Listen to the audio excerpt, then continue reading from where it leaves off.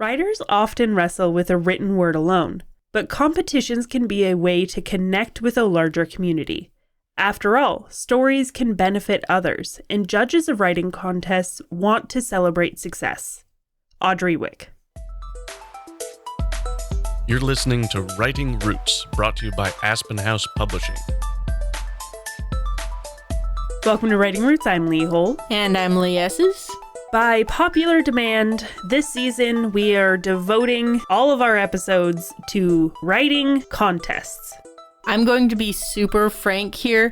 I've never won a writing contest. I've barely even submitted to them. We will be doing a lot of research this month. I personally have not found writing contests to be helpful in my personal journey as an author. But some people, especially if you're writing more poetry, more literary fiction, more things to emotionally impact the world, writing contests can be a huge boon in your author career. And like our quote at the beginning said, contests are also a way to connect with the writing community as a whole. So it's not always about winning. It's not always about being able to say, hey, I'm an award-winning author. Sometimes it is simply about getting your stories out there. Start to let your name be known within the world of your stories. There are a lot of writing contests out there. There are a lot of book contests out there. There are a lot of things like cover design contests. There are a lot of literary adjacent kind of contests out there. Finding the right contest for you is incredibly important. So don't adapt your style because you want to win this particular contest. Find a contest that already includes your style. And a lot of that is because part of the purpose of a writing contest is if you win, you become decently well known within that world. So if you are writing poetry or literary fiction, you don't want to apply to a fantasy writing contest because that's not what your style is going to consistently be. And the same goes vice versa. You need to put your effort into the writing style that matches well with you, that matches well with what you want to do. And that means finding the contests that match well with your style. And before you even start submitting, decide if you want to put the effort in at all. Writing this story is its own reward, and there is enough joy that comes from that. That should be your drive as an author. There is so much potential and a high likelihood, if you don't win, for heartbreak in just submitting to these contests. So if you are very protective of your writing, if you find any criticism eats you up inside, maybe just continue writing those short stories for your writing club and build up a little more of your skill, your repertoire, before going down the writing contest road. Now, obviously, there is a benefit to writing contests. There is a benefit to applying for them. It's not always about the story being a reward on its own. Sometimes if you are especially looking to be traditionally published, this is part of the process. This is one of the steps that is helpful in getting recognized and getting known. A lot of presses will have their own magazines attached, or they will run their own contests. Look into those to see if maybe winning an award there or even just submitting your work there is going to benefit you at all. That might be the best resource that you need to go after rather than any other place or any other contest. Because when you're looking into contests, keep your end goal in mind with your writing career. Another thing to keep in mind as you're looking at contests and reflecting on how this affects you are those deadlines.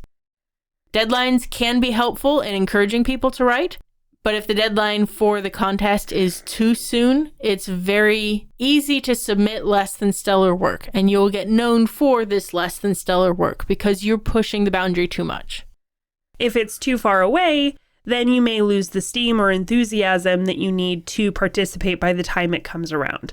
So understand yourself, understand how you work with deadlines and timeliness, and tailor your capabilities, tailor the contests you submit to that.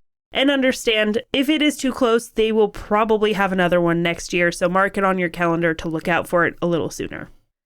I personally feel like a month away is a good amount of time. Just for me, if I'm submitting to an anthology or doing any of these other short story sharing things, then a month tends to be just about right because that gives me time to edit, gives me time to polish, gives me time to get feedback from my beta readers if necessary, or my writing club, but it's not so far away that I procrastinate.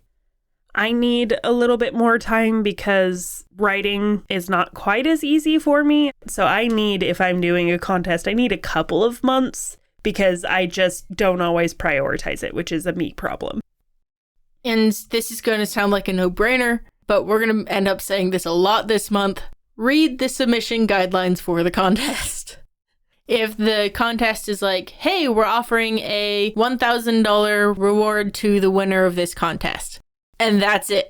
That's all you read, and you submit your cosmic horror short story. And it turns out they're looking for something that redefines what love means. You'll surprise the judges, you'll stand out, but not in a good way. You also need to know what you are submitting to this contest. Is it a contest for a full novel or flash fiction? Is it poetry or essay? Whatever it is, you need to understand what it is and what you are planning to submit to it. The kinds of contests that are out there are more than just the short story contest, which is something that I should have recognized and really didn't when I first started dipping my toe into this world. But there's a contest for the best audiobook narration in such and such a genre. There's cover design. These are often associated with conventions where all of these sponsoring presses for the convention will submit books that they've published in the last year. And they'll go, of the submissions, this is the best cover design of the year. This is the best debut author of the year. These kinds of other contests that you can submit to. Of course, there is the short story contest. This is the one that I feel most aligns with what you, our listeners, are looking for when you're coming to this season. So that's the majority of what we're going to cover this month. I think in general, it's also one of the more popular overall contests because it's an opportunity to get an idea of somebody's writing if it's being held by something like a publishing company looking for potential new future authors. But it's not a full-blown novel that is going to take a lot of time to look at and review for a contest. There are also a couple of broader categories that you're going to find these contests falling into. There's a huge amount of these contests that are held to promote a certain voice or a certain ideal. So the LGBT romance community will have their own contest. Teenage essay writers and how they plan on changing the world. That's going to be its own contest. They will also often be held and divided by literary magazines or journals. You'll have something like Fanfiction Review or Rogue Women Writers. These groups that publish stories will hold contests to find new potential authors to help contribute to their magazine or journal.